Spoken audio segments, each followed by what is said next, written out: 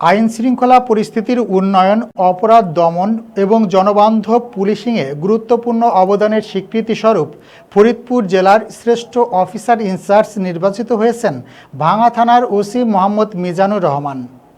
Staff reporter Mohammad Shahadat Hossain জানান, জেলা পুলিশের মাসিক অপরাধ পর্যালোচনা সভায় তার হাতে শ্রেষ্ঠত্বের সম্মাননা স্মারক তুলে দেওয়া হয়। দায়িত্ব গ্রহণের পর থেকেই ভাঙ্গা উপজেলার আইনশৃঙ্খলা পরিস্থিতি স্বাভাবিক রাখা, অপরাধ নিয়ন্ত্রণ এবং সাধারণ মানুষের নিরাপত্তা নিশ্চিত করতে বিভিন্ন কার্যকর উদ্যোগ গ্রহণ করেন ওসি মিজানুর রহমান। তার নেতৃত্বে মাদক বিরোধী অভিযান, চোরাচালান প্রতিরোধ, ওয়ারেন্টভুক্ত আসামি গ্রেফতার, সংঘাত সহিংসতা নিয়ন্ত্রণ সহ বিভিন্ন অপরাধ দমনে পুলিশের তৎপরতা জোরদার হয়েছে।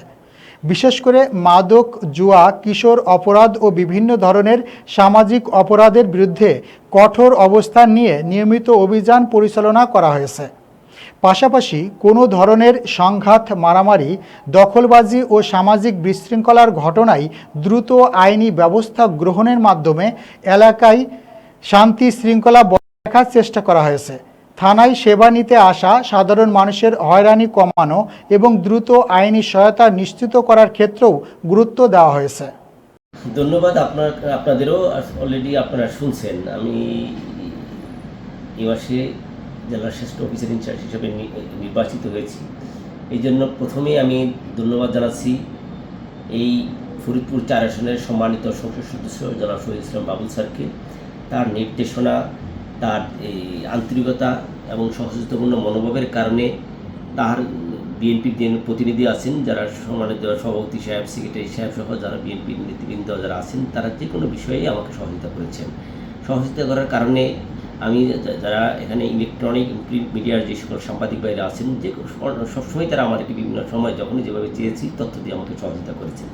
আসলে আমার এই অর্জন আমার কোনো ব্যক্তি অর্জন না, আমি মনে করি এটা ভাঙ্গাবাসীর অর্জন। এই ভাঙ্গাবাসী যারা কেটে তারা তাদের তথ্য দিয়ে তাদের সহযোগিতা নিয়ে আমি আসলে এই পর্যন্ত আসা আমার।